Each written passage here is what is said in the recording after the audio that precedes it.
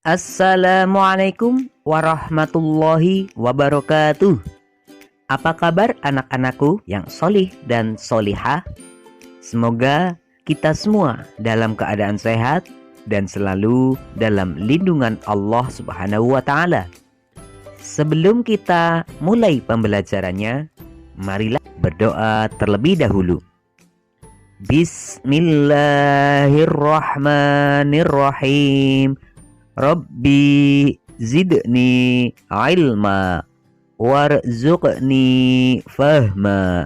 Amin. Anak-anak, dalam video pembelajaran kali ini kita akan membahas tentang ketentuan dari tata cara berwudu. Semoga dengan kalian menyimak video pembelajaran ini, kalian dapat menyebutkan syarat, rukun, sunnah, dan hal-hal yang membatalkan wudu. Wudu artinya bersuci dengan air. Selain itu, wudu juga menjadi salah satu syarat sahnya sholat. Untuk itu, agar sholat kita sah, kita harus berwudu terlebih dahulu.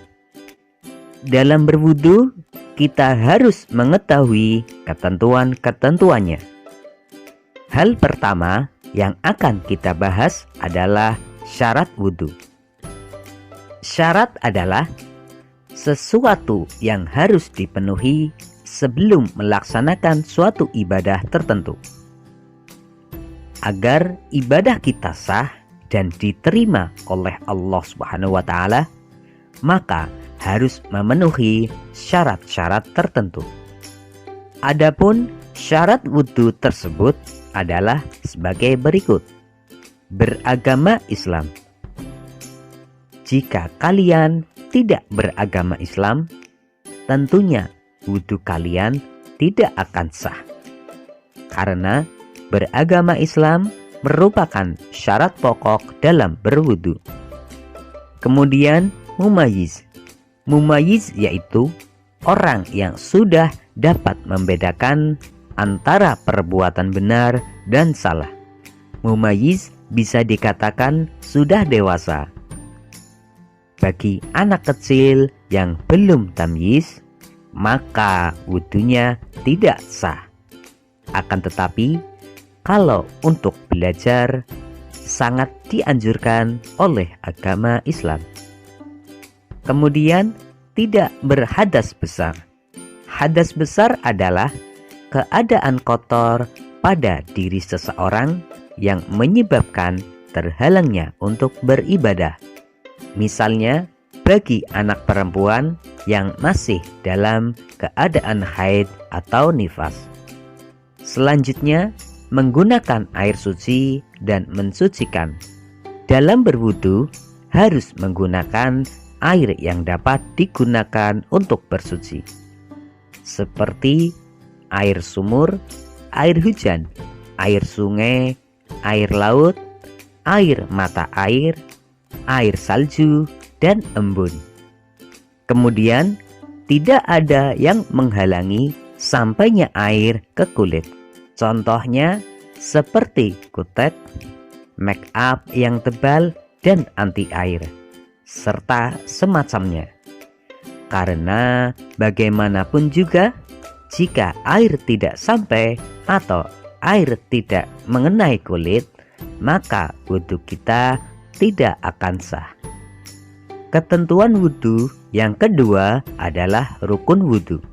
Rukun wudu yaitu segala sesuatu yang harus dikerjakan ketika dalam berwudu.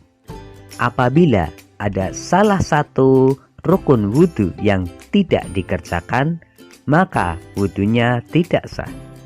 Adapun rukun wudu tersebut yaitu niat. Niat berwudu harus dibaca di dalam hati. Karena tempatnya niat adalah di dalam hati dan dilakukan saat membasuh muka atau wajah. Kemudian membasuh muka atau wajah. Membasuh muka atau wajah dilakukan mulai dari ujung kepala, yaitu dari tumbuhnya rambut kepala ke bawah dagu. Selanjutnya, membasuh kedua tangan hingga siku. Dalam membasuh kedua tangan hingga siku, kita dianjurkan untuk mendahulukan anggota tubuh bagian kanan, kemudian baru bagian yang kiri. Kemudian mengusap sebagian kepala, yaitu membasahi sebagian dari kepala atau rambut. Selanjutnya, membasuh kedua kaki hingga mata kaki. Tentunya harus mendahulukan bagian yang kanan. Dan selanjutnya adalah tertib atau urut. Maksudnya adalah dalam melakukan wudhu harus dilaksanakan dengan berurutan dan tenang. Tidak boleh meninggalkan salah satunya jika ingin ibadah sholat kita sah. Ketentuan wudhu yang ketiga adalah sunnah wudhu. Sunnah wudhu adalah hal-hal yang dianjurkan dalam berwudhu. Meskipun sunnah, umat Islam sangat dianjurkan untuk mengamalkannya karena memiliki keutamaan dan tentunya juga mendapatkan pahala. Adapun sunnah wudhu tersebut adalah sebagai berikut. Membaca basmalah. Membaca basmalah merupakan kesunahan yang selalu ada pada setiap akan melakukan pekerjaan-pekerjaan ibadah atau hal baik yang lain. Memakai siwak, yaitu semacam menggosok gigi dengan menggunakan kayu siwak.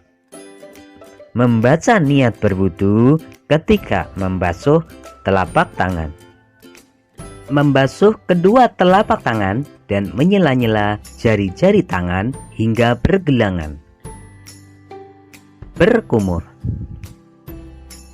Istinsyak, yaitu memasukkan air ke dalam hidung dalam rangka membersihkan rongga hidung kita dari kotoran-kotoran yang masuk.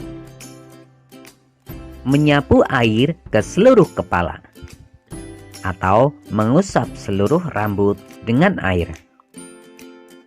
Mengusap kedua telinga, yakni mengusap sisi luar serta sisi dalam telinga.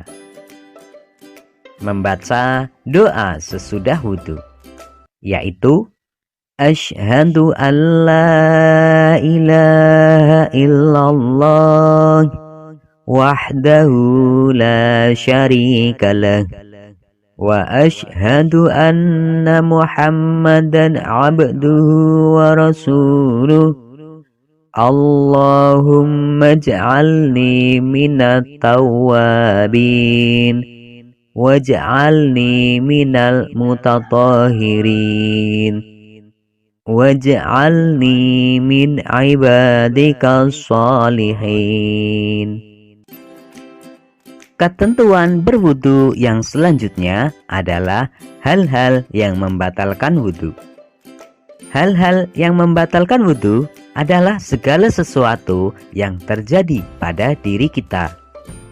Adapun hal-hal yang membatalkan wudu adalah buang angin atau kentut.